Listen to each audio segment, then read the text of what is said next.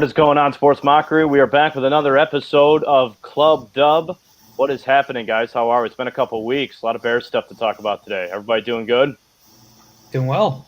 Doing well myself. That was pretty lame. You guys doing good? Yes, sir. Let's get to it. Drew, I know you've been traveling a lot, but where are you right now, by the way? That's not your normal background. This isn't my normal background either. I'm all moved into my new place in Chicago. I'm in Lincoln Park. I'm excited to be back home, just a hop, skip, and a jump from Soldier Field. So, Drew, where are you at right now, man?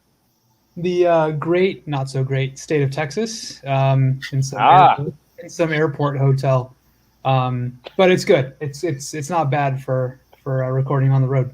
No, yeah, you're making do. Eric, normal setup for you. Always. A nice clean bookshelf in the background too. I know our boss will love that. You're welcome. Oh, all right, guys. Well, hey, welcome into Club Dub. We are presented by SportsMockery.com. Got a lot of Bears stuff to get to today. A lot of actually pretty big news for the off season. Only a couple weeks away from training camp, but let's get started with the rundown here today. So what we're talking about, guys, throw up the if you guys saw this on the opening slide, we're talking Allen Robinson and the Bears. Eric reporting that the Bears unlikely to reach a long-term deal with him this summer. Matt Nagy hopes to give David Montgomery the ball how many times a game? I think he said 20. That's insane. That's a welcome sight. Justin Fields, Jordan Love, and Deshaun Watson all working out together. Pretty neat. A couple great photos that we'll show, a couple videos of their workouts. Adam Schefter, sticking with the Packers theme there with Jordan Love. Schefter says straight up that Aaron Rodgers does not want to come back to Green Bay. Rodgers hasn't made any decisions yet, but obviously that's as big as it gets. There's no room for any guessing here. If he doesn't want to come back, he's not going to come back. And then a little fun. Who you got tonight in the NBA Finals? We got Bucks or Suns. Game about to get underway there. But again, hope you're hanging with us instead, because I'm rooting for the Bucks. So I'll spoiler out there, but we're talking Bears first. So. First and foremost, no long-term. Real quick, by the way, I just want to thank you for using my Twitter avatar. You're welcome. Yeah. Don't ever interrupt me again. I was on a roll there, and you totally even for blew that it. praise. I was doing so good there, and you just swooped in and destroyed it. Anyway, we're talking Allen Robinson, no long-term extension. Eric, you reported this a couple days ago. This is huge, but it's what we expected, right? No surprise.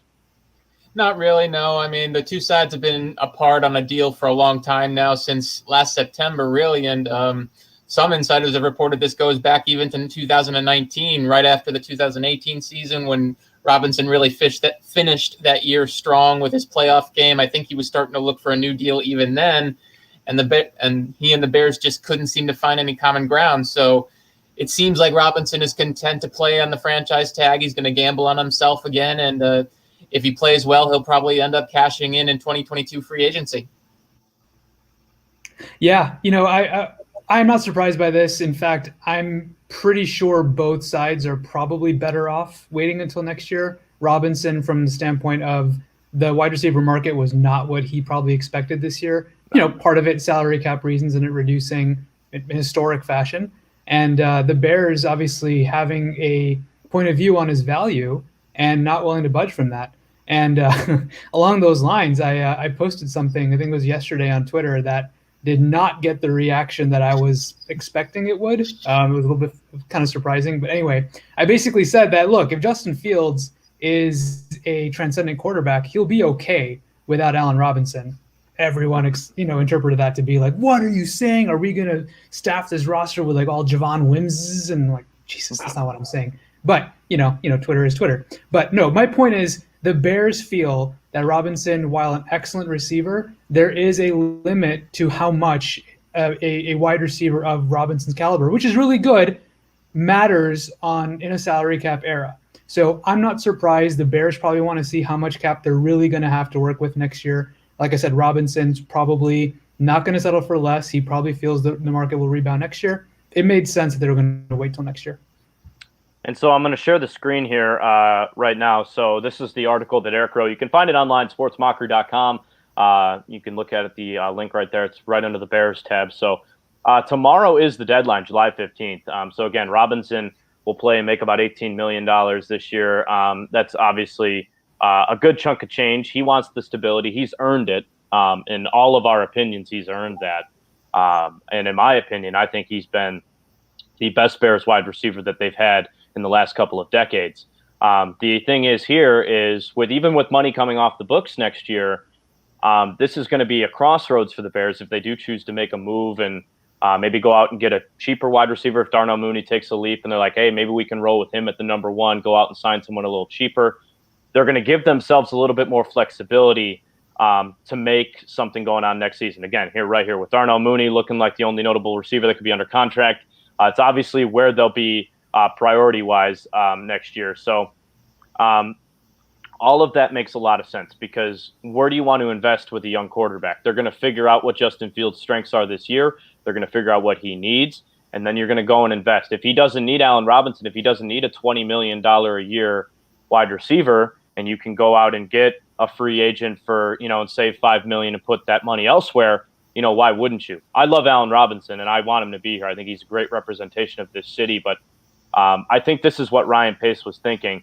So do you guys think he screwed up? Because honestly, I think he screwed up initially, but it almost turned into this thing where now it's going to maybe work in their favor, right?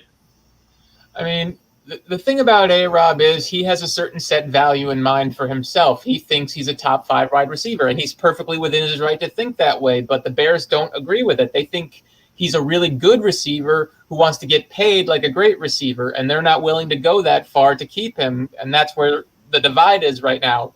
It feels like the Bears are trying to build this thing from the inside out. You get your quarterback in Justin Fields, then you focus on his protection. They drafted 2 offensive linemen right after they drafted Fields, so that seems to be where their focus is, as it should be, because protecting your quarterback is most important.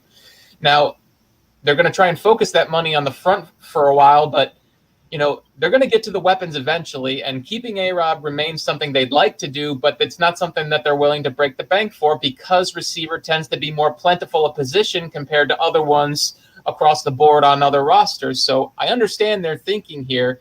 You'd wish they had gotten Robinson locked up sooner, but it just never came together. And Pace has already shown that he can find receiver talent in low places. He drafted Cameron Meredith didn't draft, but he got him as an undrafted free agent. He was productive before his unfortunate knee injury. Then you get Darnell Mooney in the 5th round. So Pace has proven he can find these guys, not to mention he's the one who signed Allen Robinson in the first place. So he's confident that he can reload the receiver position if it comes to that. That's where all this is coming from. If Robinson really wants to push the market as far as it'll go, then Pace is like, we're going to miss you, but I think we can reload the position without you. Yeah, I would agree, and I actually want to focus. I'm glad you have the highlight here on Gene's comment here. I think I do feel he is feeling disrespected a little bit. Again, yeah, me too. I don't blame the Bears. I don't think they've screwed up in the sense that, hey, why didn't you guys sign him to an extension this year? Because the circumstances are pretty crazy. Could they have locked him up sooner? Sure, and that is a fair argument. But this year, look. It is very much a difficult situation. It's one of the reasons they've lost Kyle Fuller. They had to make decisions elsewhere. In the sense that, does he feel disrespected and decide to leave regardless? It's very possible. I don't think him developing a bond with Justin Fields and deciding to stay will outweigh him not getting paid what he thinks is market value. Will he maybe take a $1 million a year, $2 million a year discount? Perhaps, but if the Bears feel he's worth $16 a year and he feels after another excellent season this year that he's worth $21 a year, I don't think he's going to stay for a $5 million gap, right? Just because he's excited to play with Justin Fields. He'll get paid somewhere else and he'll make his money through his prime, and that's what his goal should be, really. So I wouldn't, we'll see what happens with Robinson. Obviously, it'll be to the Bears' benefit for a few things to happen. Obviously, Dalton and/or Fields to make sure this offense takes significant strides next year. Robinson continues to have a great season, stays healthy. Other wide receivers, Darnell Mooney continues to progress, hopefully, to that other comment earlier from Miho 2360. If Anthony Miller explodes, that would be fantastic. So obviously the Bears have a few things they want to happen this year, and they'll just be, they'll be forced to, at this point, tackle the Robinson situation in the offseason. And I love the... Oh, sorry to interrupt. I just wanted to point this out real quick. Another thing you have to keep in mind with A-Rob is his goal after he's done playing is to become an agent. So he has money first on the mind because that's sort of his way of thinking. Yes, he wants to win. Yes, he'd like to play with a great quarterback, but he also knows he's only got a finite number of years in this league. So he's trying to maximize his value while he can. He's going to be 29 in August of next year. So he doesn't have as big of a window as somebody a few years younger would, like he was back then. So that's something else you always need to keep in mind with these negotiations. Yeah, and I love the way you put it in your article. This is a regime, and it's honestly something I have to remind myself of all the time. This is a regime that believes that wide receivers are plentiful, and they aren't wrong. It's just like running backs. I mean, obviously, you need elite wide receivers to win Super Bowls. You don't really need elite running backs to win Super Bowls. You need good running backs. You need depth at the running back position. The Bears have that. The Bears have 2 or 3 guys that I would trust to have the ball now that what's his face is gone and he's not going to be taking handoffs on 3rd and short when you have Montgomery. Cordell Patterson. They have depth there now. And no disrespect to Cordell Patterson if you're watching the show. I know he's not, but if this gets back to him, we loved you here. You were not a running back. This new way of how they're going to do it with their running back room looks great. And you're getting Cohen back, Damian Williams and Montgomery, and then Khalil Herbert maybe on the back end as some depth, and then Artavis Pierce. So that's like they have the depth figured out there. The wide receiver position is the position that you need to have elite talent there, but maybe not as elite as Justin Fields or as Allen Robinson if Fields can mask for that.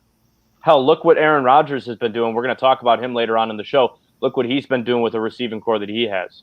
I mean, yes, he has Devontae Adams, but the rest of that receiving core is not very good. I mean, it's not just Rodgers. Look at what Deshaun Watson did down in Houston. Yeah, he led the league in 4,800 yards, and he had basically nobody. So that's the point the Bears are trying to make here. If we've got the quarterback, we can be productive through the air without an elite receiver. Would you like an elite receiver? Of course. But if you've got a line and a good quarterback, you can be productive through the air. Yeah, that was my point in my tweet yesterday that got scathing reviews. Is look, if you have you love poking fun at people on Twitter, man. I think you just post it just to get the rise out of people. Sometimes you're just out here poking at them. It was a genuine point. Look, when people talk about they need elite, wanting elite help, which is totally fair, is one thing. Needing elite help to help you as a quarterback, I'm looking at you, Lamar Jackson, Kyler Murray, because you are not as precise as you need to be as passers, that is different. Now, they need the DeAndre Hopkinses of the world and whatever else to help them, achieve productive passing seasons. Whereas quarterbacks like, Tom Brady, Aaron Rodgers, they've been able to do what they have, Look what Brady did in New England for so many years. Look, these guys are able to make do without elite receivers. Yes, you would like them. Go for it in the draft. Go for it, via trade. Find a up-and-coming receiver on a younger contract. And look, sign Robinson if the cap room is there. Yeah, I agree. I agree. You want a guy like that on your team. He's a true professional. Exactly. But this is a balanced business. If you spend in one area, you're not spending in another area. And the reality is there are certain positions that are just worth more, and you better invest there. You better be deep there. And wide receiver just isn't one of them. Right. What's Cohen? Great question here from Halitech Hall. Maybe had some issues spelling Hallis there. I'm not sure. No. It's Michael of ours. Oh, okay. Yeah. Well, my bad. I didn't mean to make fun of you there. What's Cohen's status? I believe he's been practicing and playing, and he's been twitching like crazy if you're a gamer and you follow him on so he's doing all that. I think he's ready to roll. I haven't heard elsewhere. Have you guys? Cohen, from what I've heard, hasn't actually practiced much because he's still recovering from the knee issue. He's probably going to be a little more full go in training camp, but as things stand right now, it looks like Williams and Herbert might get a little bit more action, at least early on, as they sort of ease Cohen into this thing. They don't want him to suffer any setbacks because ACL injuries for running backs can be very dicey if you're not careful. Oh, and it's super important too to have him. He doesn't necessarily need to be that number 2 running back. I mean, he's got a much more important role now on special teams with Cordell Patterson out, and maybe we'll see him take some kick returns this year. Who knows? I don't think he'll be the first guy in line for that job. I think it'll be a guy like maybe Daz Newsome or Anthony Miller, but who knows? If Cohen, that's where his primary spot's going to be, and throw him in for a few trick plays on offense. So again, It's where that depth comes into play. What I'd really like to see, quite honestly, from Cohen this year, deployed in 2-back sets and him lining up in the slot.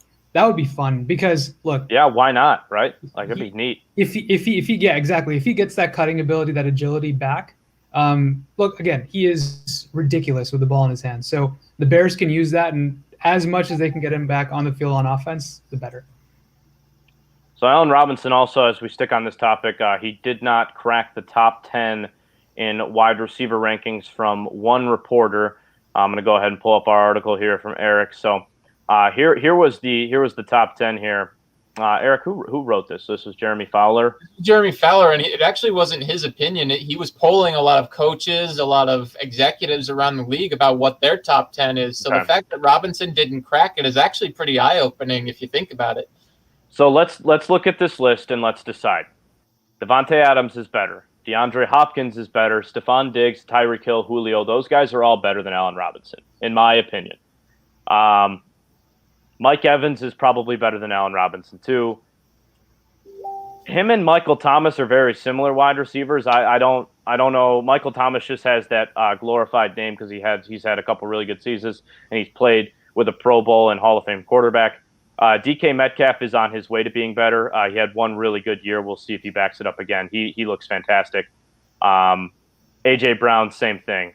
So honestly, I like this list a lot. Those are all guys that I would probably take over Allen Robinson at this point. Maybe not Michael Thomas, but Allen Robinson for me is at that 9 or 10 spot. And but everybody else on that list is better, just from the pure eye test, and at least that's what I think. You guys tend to agree? I feel like this is such a. First of all, these exercises are stupid in my opinion. I'm sorry, but they are. But the reality is, you gotta have some sort of list. Who's making the most money, and. But here's my point, right? Like top 10, and if he's like, let's say the top 12, right? Quote unquote, in the eyes of honorable mentions. Look, he's an excellent wide receiver. He deserves money.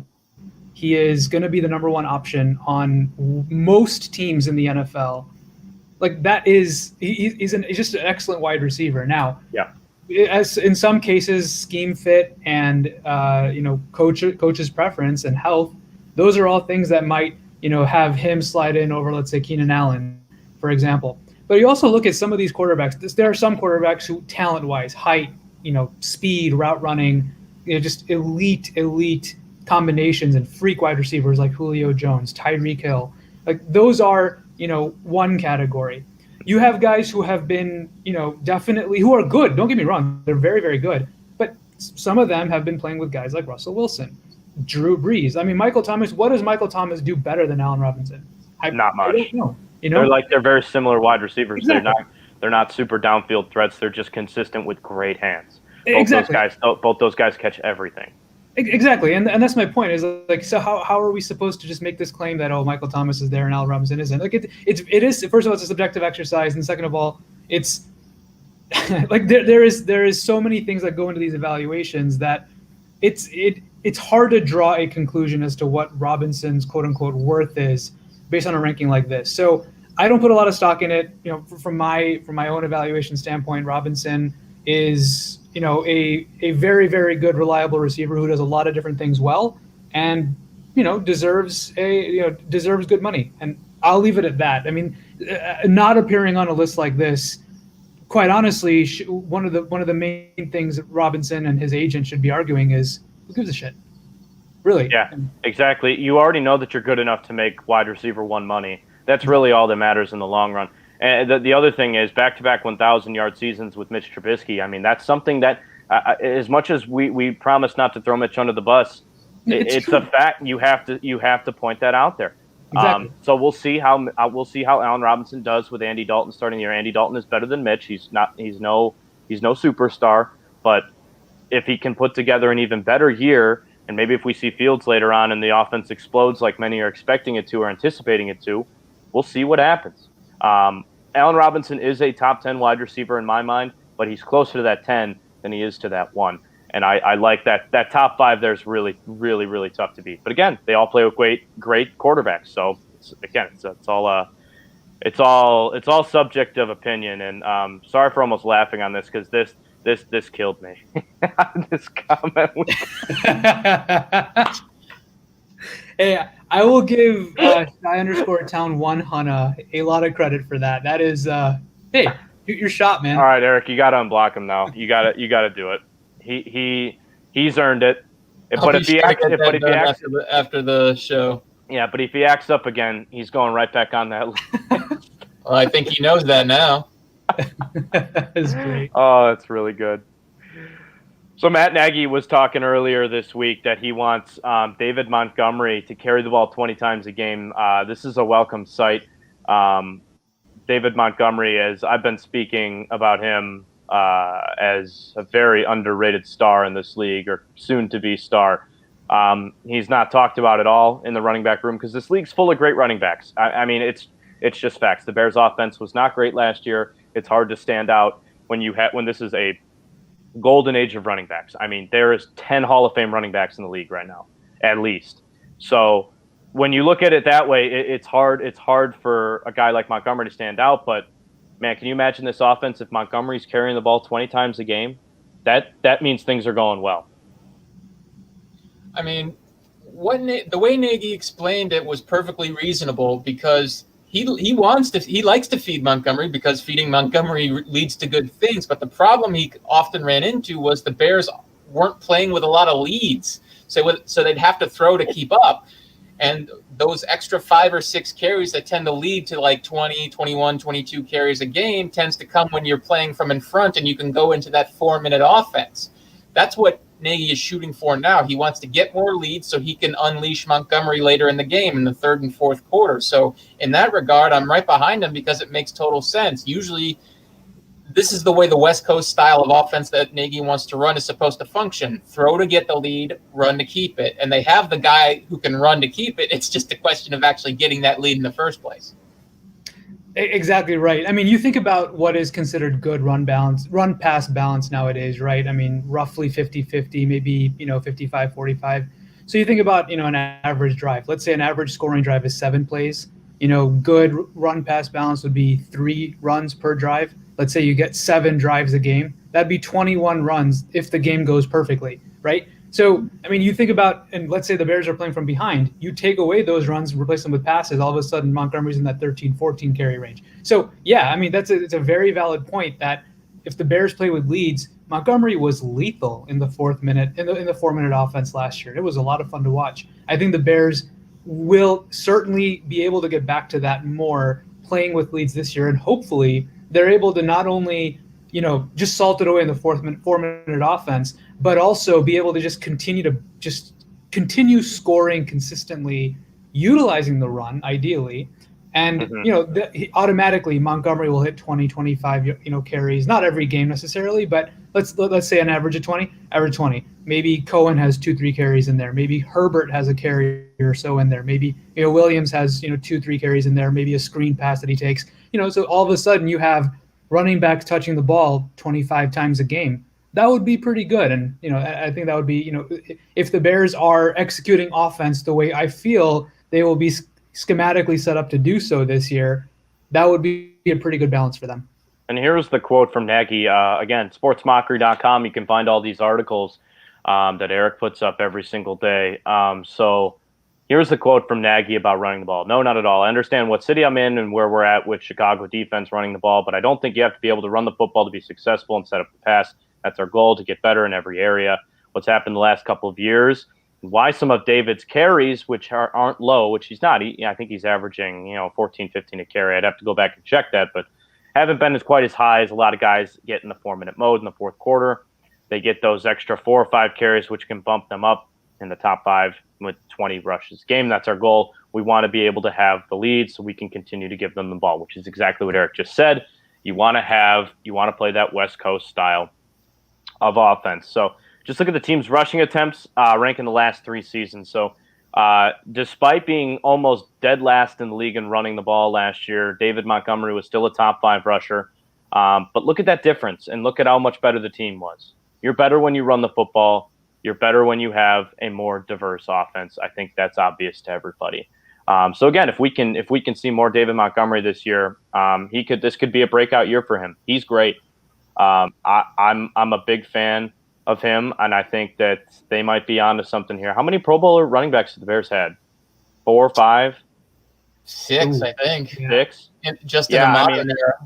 yeah, I mean, he could be that next one. He's well on his way to doing that, and I honestly, I would not put it past him this year to become Pro Bowler for this offense. Me either. Switching a little bit of a gear here. Obviously, story of the offseason. Justin Fields. This guy's just awesome. I don't know if you guys, if you're following him on social media pages and stuff, but this dude is just a freak athlete. He's in shape. He works out with some of the best in the league. He was working out with Jordan Love and Deshaun Watson. They share an agent, so they were kind of all, and I believe Jalen Ramsey was there. C.D. Horn, who was drafted, was there. So there, it wasn't just quarterbacks. They were playing against some top-tier cornerbacks as well. A little practice that they did a couple weeks ago. And just kind of going through it. I mean, I'll pull up the photo that that they posted. I mean, look at just the size of Fields here. I mean, look at him, man. I mean, he's so much bigger than those dudes. And we know how good Deshaun Watson is. We don't know how good Jordan Love is or could be. But just look, Fields is just huge. I mean, he's so much bigger than those guys. It's cool to see a quarterback that's in our city now working out with top tier caliber talent. Mitch did not do that. We haven't seen this before. This is new to us, and I think it's fantastic. I think it's cool. Don't know how much I love him working out with Jordan Love, but you know what? It is what it is, right? I think it's cool that he's working out with Deshaun Watson and learning from one of the best quarterbacks in the entire NFL. And you have to keep in mind the particular type of quarterback that Watson is. He's a black quarterback in a major market in Houston. He knows how to handle very tough expectations as a top first-round draft pick. So Fields is picking the right brains to pick in terms of getting himself ready for what to expect from Chicago. You know, a first-round pick, huge market, rabid fan base. Watson is somebody who can give him a lot of pointers on how to handle something like that while still playing well. So Fields has been very smart about how he's been utilizing this offseason and preparing himself for his rookie year. And this was kind of my reaction to seeing that photo, by the way. Just I need a second. I needed a quick minute. Man, I wish I could look like that. Seriously. You guys wish you could look like that? I mean, we all probably could look like that if we wanted to. If we weren't too busy talking about the Bears. We have to go back 15 years and work out like maniacs every day. And I say the word maniacs in a good way. Well, if I went back 15 years, my parents might get in trouble. I would only been like 8 years old. They just had me working out, taking all this protein in the gym. They might get some dirty looks for me being a freak child bodybuilder. But anyway, I don't know. What were you saying before I infatuated over our future quarterback? Hey, I was going to do a different type of thirst comment. I was going to say, you want to bet he's the one who volunteers them to play shirts versus skins, and he goes. Well, we got a comment here rolling in. It's absurd to think Dalton gives the Bears a better chance to win. As long as Fields can read a blitz, he should start from day one. Jason, you're wrong. Sorry, but you're wrong. And we're going to trust the guy that has played quarterback, and we're going to trust the system that usually works with these star quarterbacks in the league. You can have him start from day one, but with the defenses that they're playing, we've gone over this in past episodes, and if you're a new viewer, I really appreciate you tuning in. We'd love to have you continue to comment and be a part of the show. But this is a comment where a lot of Bears fans were getting impatient.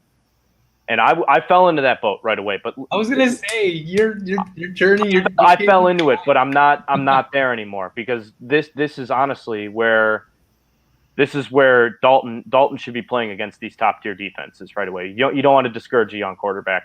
Now that being said, Dalton blows it out of the water. The Bears are down 30-0 at halftime. Screw it, throw him in. Yeah, why not? Throw him under the deep end. You're going to lose the game. There's no pressure. But other than that, we're looking at Dalton starting week 1. Right, so Eric? I'm so happy we brought you into this line of thinking. Yeah, you've crossed the bridge. Yeah, you got me. I'll give you that. Look, I mean, again, as long as Fields can read a blitz, that is a big along those lines. That is one of the main questions. Look, physically, the Bears don't seem to have a lot of questions about what Fields can do. Yeah, taking snaps under center, like that's going to be important. How does he? Again, Nagy's talked a lot about the way he calls the play. That matters, but assuming he gets beyond all that, learning the NFL speed. They haven't seen any sort of real NFL speed so far in pads or anything like that. They're going to need to do that. He's going to need to go through progressions at the NFL level. He's going to have to, read a blitz at the NFL level. He's going to have to read, post-snap rotating safeties and cornerbacks at the NFL level. Once that slows down for him is when I think his physical talent will be able to shine more. And until that happens, Andy Dalton has seen all this over the last 10 years, 12 years, however long he's been in the NFL. He's been there. He's done that, and he's done it at a pretty good level, So, I don't know if I'd say pretty good. I'd say pretty average, maybe. But I would say he was. Hey, again, matter of opinion. No, Andy sure. Dalton, if we're rating quarterbacks just like we were with wide receivers, Andy Dalton's not in my top 10. Oh no, breaking news. But here's the thing, right? You talk about an average quarterback. Average quarterback to me means someone who is very low variance with their play. I don't care about the quarterbacks who will give me a dime 80-yard touchdown and then throw a pick, to a defensive tackle. Like that's not the kind of average quarterback I'm looking for. I'm looking for someone who is a very consistent quarterback. And Dalton's been that for the most part in his career, and that's valuable. And what has Fields said about Dalton being the number one? Fields said he's showing up to training camp 2 weeks early. That's what he said about that. That's going to be sweet. I mean, we're only a couple weeks out from training camp, so Fields will be there. Fields will be there in a couple weeks. Honestly, it's pretty hard to believe that we're already halfway through July. Yeah, it's crazy. I forgot to ask Eric. Are you going to training camp? If possible, if I get the passes, I applied for a bunch of days, so I'm hoping I'll get a chance to go. But it's a random drawing, so it's all about luck. Oh yeah, that's right. I forgot they're only doing like the limited capacity because I didn't apply. I completely forgot. But like 1,000 fans a day or something. Yeah, something like that. And you're gonna have to go to Hawthorne Mall to the South Lot, and then they'll shuttle you over. So it's kind of a whole process. Jeez. I think it's the comment below that caught my attention. Oh. Yeah, you know what? Now we're name calling here, so this has reached a new level here. So I don't know, Eric. Now it's up to you if you wanna unblock him or not. I'll still do it, but he's on probation. Look at the next two comments. I didn't. Oh. And then the next one, Yeah, I mean it is your bad. You're tuning into the show, man. Oh man! Read the comments. This is amazing. How many people do you guys have blocked on your Twitter right now? How many people? Do you have a good list? Do you have a number for us? Oh, I haven't looked at the number in a long time, but I imagine it's a pretty decent list for me. Okay. You? I mute instead of block. Okay. But I don't actually know how many. Quite honestly, I ignore a lot of. I don't really read too many of the comments necessarily, but I'll get a gist of it when I click on the notifications button. I don't know. I can't trust anything you guys say because you're not verified yet. So I don't know. Nah, it's true. I'm not verified either. I checked into that today because a bunch of people are getting verified, and I applied. They said no. That's Did ridiculous. they give you a reason? I didn't meet the criteria, whatever the hell that means. So, where did you apply? Where do you do this? I think you apply to this to their verified account or something, and you have to fill in, their little profile or whatever. So didn't work out for me, which is fine. Yeah, whatever. But anyway, missing out. They're missing out. I'm telling you. Yeah, I'm gonna laugh if one of us gets verified, and then there's two of us are verified and the other one's not, and we're gonna have to make that a fun segment down the line. But what? What? A segment where we kick out Eric. It's only the verified segment. Yeah, like this. Oh, sorry, man. I don't know. My finger slipped. I don't know. Love it. That's awesome. I'll look into it. The other biggest news, just another thing we've been following. Aaron Rodgers yet to make a decision on the 2021 season. Here's what he had to say. He was golfing at the the Players Tournament. He was with DeChambeau and who was he? He was going against Phil and who? It was Phil and Bill and Brady and DeChambeau and Rodgers. And DeChambeau and Rodgers actually won. And here's what Brian Anderson interviewed Aaron Rodgers while he was in the golf cart. Here's what Rodgers had to say about 2021. Packers Bears, any idea who's going to be there? Anybody who's going to be quarterbacking in the number 12 jersey? Yeah, I don't know, BA. We'll see. How about see, won't we? How about September 12th then? How will you go for that one? What's that one? That would be the opener against the Saints. Oh. All cheesers rejoice. Yeah, I don't know, BA. We'll see. Okay. I know you're a Milwaukee guy. I know. Aaron, everybody is on their toes. They want to know, man. They want to know. Yeah, but, I mean, I'm just having a good time out here with Tom. I'm trying to talk to him about it. He's going to keep playing or not, you know? Hey, Aaron, we go way back. You can just tell me. I'll keep it a secret. Hey, I promise I will not put it anywhere. Charles, I'll tell you this week in Tahoe, all right? And you can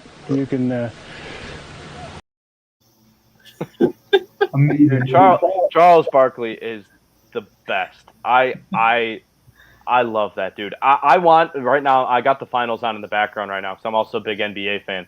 I want TNT to host the finals. I think ESPN compared to TNT is garbage. They're around the NBA is head and shoulders above any other pre and post game show in sports. Charles Barkley kills me. He's a terrible golfer, but he is a national treasure. That dude is so funny, trying to weasel out the question out of Aaron Rodgers. But yeah, guys, Aaron Rodgers says he doesn't know, and then we get this from Adam Schefter. I think Aaron Rodgers has been passive aggressive about this whole thing. If he wants out of there, which I think he does, I think he's got to get some mud on his hands. And I think he's got to come out and say something to this effect. I love my coaches. I love my teammates. They're incredibly important. I love the fans, and I loved playing in Green Bay. But that time for me is over. I'm moving on in my life. I'm getting married, and I am not going to be returning to Green Bay as much as that organization and those people have meant to me. Okay, and then here's my press conference if I'm Mark Murphy or Brian Gutekunst. Aaron Rodgers has been a fantastic player for us. He's won us a Super Bowl. We love him here in Green Bay. We will always love him, and we wish him well in his retirement. Goodbye. Now, okay. Now Aaron Rodgers comes out and says, okay, that's even trade me. I want to be traded. No, we're not trading. Okay. You're playing for the Green Bay Packers. You're playing for nobody. You're under contract. No problem, Mr. Murphy. I'm gonna go host Jeopardy. Thank you for squatting on me and not getting back 3 first-round draft picks and various players to help your own team. We signed you to a long-term contract. You knew what you were signing. We knew what you were signing. We want you to play here. We don't want to play against you. If you choose to retire, that's your choice. Because you want to show me who's boss, you're not going to improve the Green Bay Packers because you want to wish me luck in retirement. Okay, good luck with that, Mr. Murphy, as your team is flailing behind Jordan Love playing quarterback.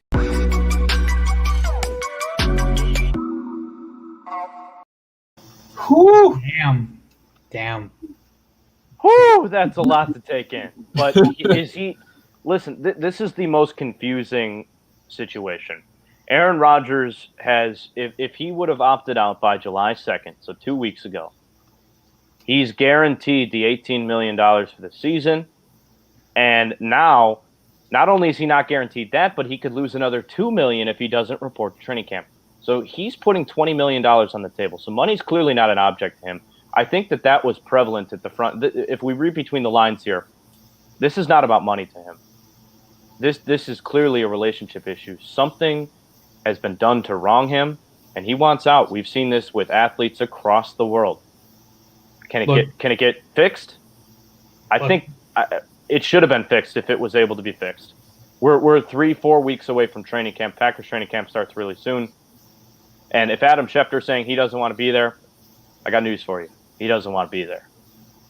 Yeah, I mean, look, the guy has made hundreds of millions of dollars in his career, probably 3 times more than that in endorsements. He's got plenty of money. His legacy is secured. He has a Super Bowl ring. His fiancée, soon-to-be wife, is also a very successful actress in Hollywood. So money isn't an issue. Legacy, fame, any of that, none of that is an issue. This is absolutely a relationship problem. But quite honestly, I understand like the argument that Chris Collinsworth put forth. I get it. Look, it would be a very, very just insane thing. Like, look, improving your team, the bounty that they could get back for trading Aaron Rodgers is enormous.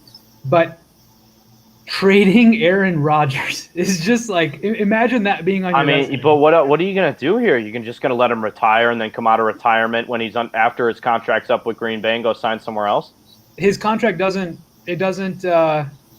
he's kind of on the hook for that time, even if he retires and comes back. It'd be another 2 years? It would. So it'd be this season and next season, right? He's still under contract for the remaining time that was left on his contract at the time. Right. So that's I think 2 years. I think it's this season and next season. Right. So yeah, you'd have to wait. You'd have to wait 2 years to come back, and by that point, there's no way. By that time, he's off enjoying retirement, hanging out golfing with Charles Barkley in Tahoe down in Southern California and Arizona. But again, it's just. It's interesting because we like to harp on his character sometimes, but the fact that he didn't opt out and take that money for himself just to take it, to say, I'm taking it, it's my money, it does say something about him that it's not about the money. He genuinely wants respect from the organization, and for whatever reason, he's not getting it. Eric, what were you going to say? And that's another thing that people are forgetting about this whole situation is Rodgers wants to play. He wants to keep playing. It's not like he suddenly lost, the will to play football. He wants to play. He just doesn't want to play in Green Bay. And that's the whole problem we've run into.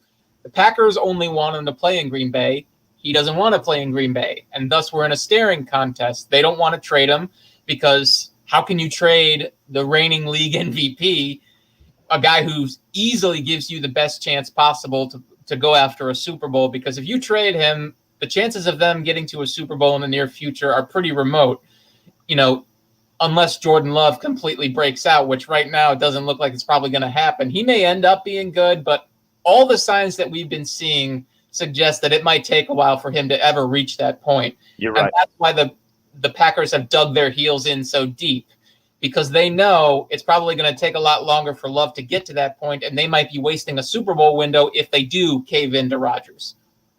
And another thing about this too, that a team that so Aaron has ties to Wisconsin. Aaron Rodgers is a part owner of the Milwaukee Bucks, and he goes to a lot of these playoff games, a lot of the home ones, and I think he hasn't been to any yet, obviously, because he knows what the reaction would get, and it's just so strange because. One, I think the Bucks could use, they could use some beer chugging in the stands. They could really use that. We got a funny video to wrap up that I'll show you guys in a second here with David Bakhtiari. But seriously, like he has ties to Wisconsin, where I think he'll still be a part. He's always going to be ingrained in part of that fabric there. But it's these fans that want him out and say it's not worth it. He's a crybaby. Man, you guys are out of your damn minds. You guys are crazy. Suck up to him and give him what he wants, man. Without him, the Bears are better than the Packers without an Aaron Rodgers on that team next year. It's funny because I read an article in The Athletic recently, and one of the top executives for Green Bay, who's been there for a really long time, said all these modern-day Packer fans have no idea what it was like in the 70s and 80s when that team was just terrible. They've only known Favre and Rodgers, so they can't fathom anything else. They got one half of Brett Hundley on week 1 of 2018, and that wasn't enough for you guys?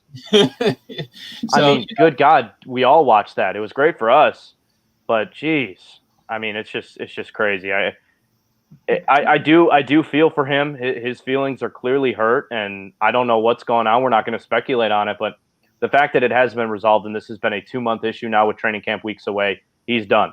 I don't think he's going to play there. Whether he gets traded, that is to be seen. The Packers have remained adamant. It's a staring contest, but I think it will ultimately come down to the Packers trading him. They would be utterly stupid to let him just retire for nothing at all if he chooses not to play for them.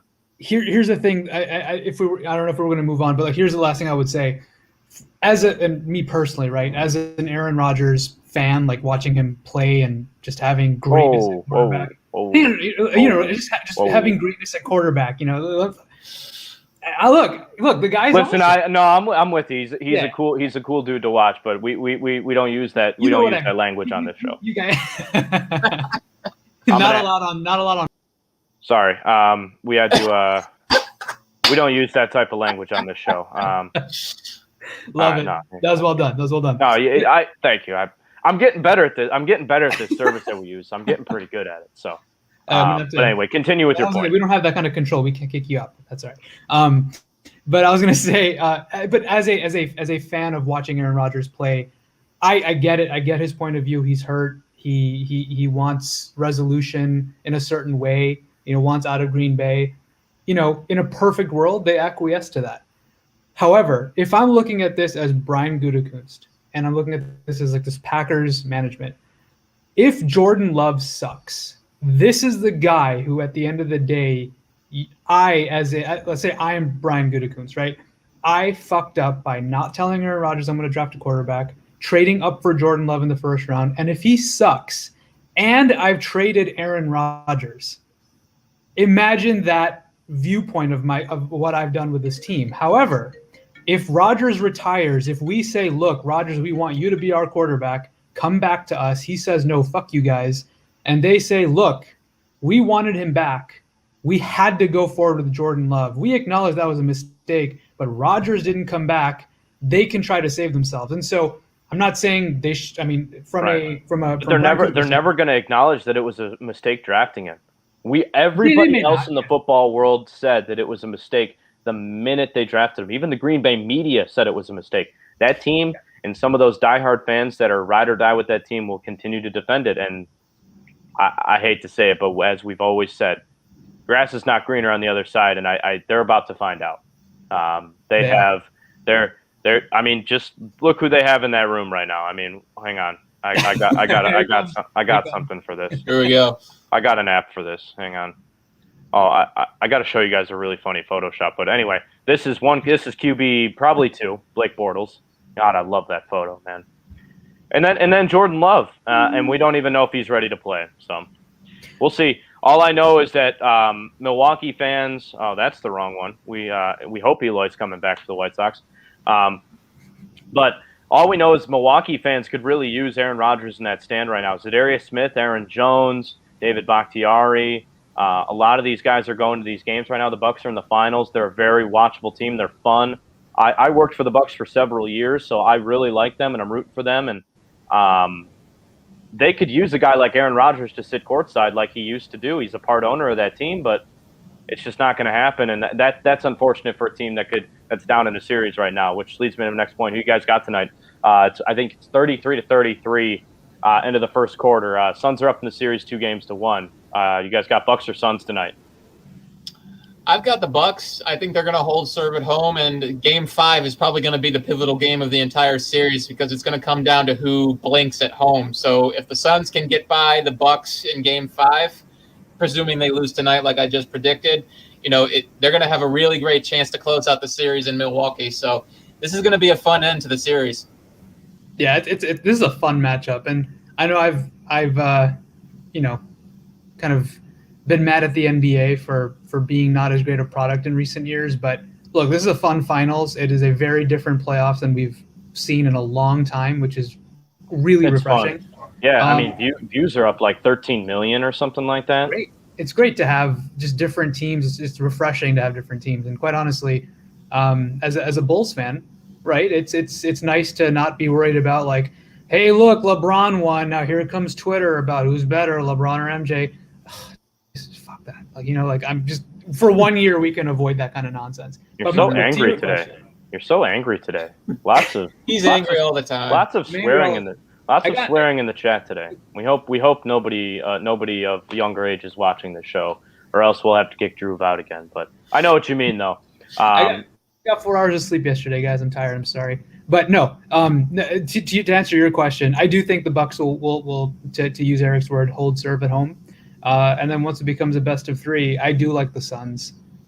They're a fun team, really fun team, and I think they'll pull it out at the end of the day. But I have so many reasons to hate the Suns. That's my thing. I have so many reasons to hate them. Chris Paul's great. I just don't like the way he's officiated. I loved watching Devin Booker play. He's fantastic. But Frank Kaminsky, bum. Wisconsin, bum. I'm a Marquette grad. I hate Frank Kaminsky. They do have Jay Crowder on that team, but I'm rooting for the Bucks all the way. Giannis is my dude. I think I got the Bucks. I got the Bucks in a 7-game series. And with that, guys, we'll leave you with a nice special treat. Again, we are the Club Dub Podcast. Thank you all for tuning into this show. Normally I wouldn't do this, but this video is too great not to share. It's not a Bears player, but this is really good. Thank you guys for tuning in. We'll talk to you guys in a couple weeks during training camp.